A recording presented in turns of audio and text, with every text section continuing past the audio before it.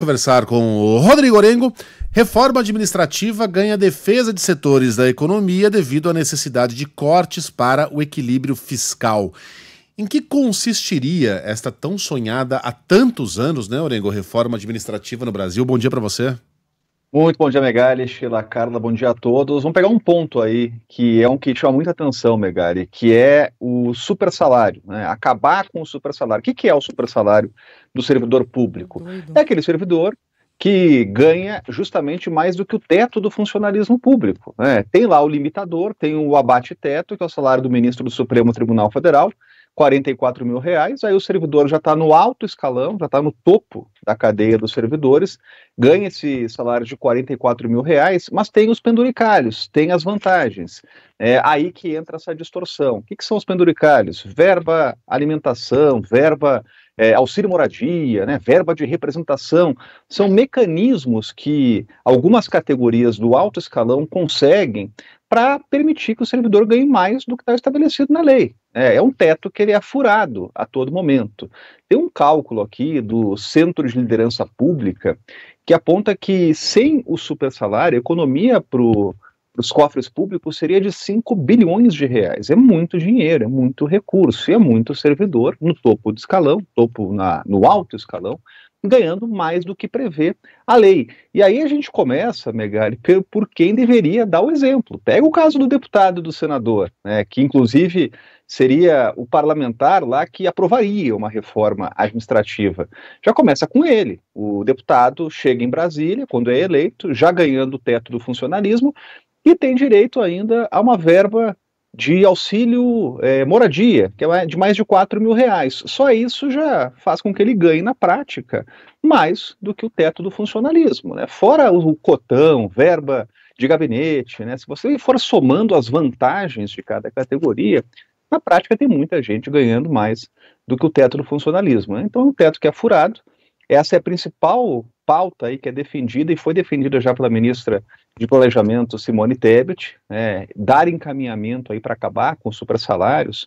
Mas se a gente for falar de uma reforma administrativa, aí é algo muito mais complexo, não é só supersalário, você mexe com carreiras, você mexe inclusive com a estabilidade de futuros servidores, possibilidade, por exemplo, de demissão por baixo desempenho, criando critérios.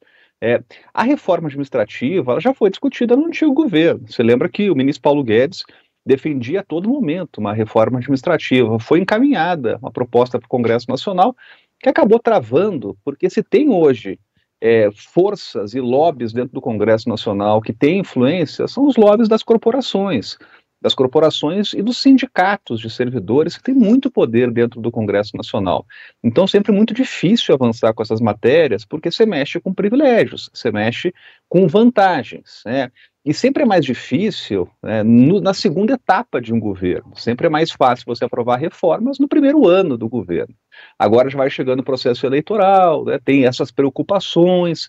Então, Megali, do ponto de vista prático, depois desse segundo turno das eleições municipais, o governo deve lançar uma medida de corte de gastos, né, buscando equilíbrio fiscal. E é nesse momento que categorias, que aliás, entidades que representam o setor de varejo, o setor de comércio, vão lançar uma campanha pública em defesa da reforma administrativa, do equilíbrio das contas do Estado. Foi algo parecido que foi feito com a reforma tributária, quando teve lá uma união de confederações, né, Confederação da Indústria, justamente a CNA da Agricultura, CNC, fizeram uma campanha nacional a favor da reforma e foi muito importante. Então, para vencer essas barreiras, essas pressões, teria que realmente ter uma campanha fortíssima e nacional para fazer avançar uma reforma administrativa aqui no Congresso. Orengo, e aí aquela questão sempre delicada, militares entrariam nessa reforma administrativa? A ideia é entrar todo mundo, Megali, inclusive uma reforma administrativa que não trate só do executivo, que obviamente tem a maior fatia, mas legislativo, inclusive o judiciário, e também a classe dos militares, né, que sempre tem um acompanhamento específico, que são regras diferentes, mas a ideia seria entrar todo mundo. E o ponto de corte seria para os novos servidores, porque é a história do direito adquirido, é muito difícil você mexer com os atuais servidores. Então a ideia seria mexer com os próximos, apontar para o futuro e criar limitadores, como a história dos supersalários. A regra dos pagamentos vitalícios, né, mudou, já faz mais de 20 anos, mas mesmo assim, devido a esses direitos adquiridos, o Brasil ainda gasta algumas dezenas de bilhões de reais todos os anos com militares da reserva ou reformados, além do pagamento a pensões a familiares. Orengo, bom trabalho para você.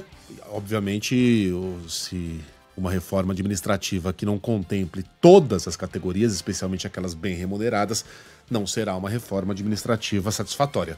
Orengo, bom trabalho para você, até amanhã. Até amanhã, valeu!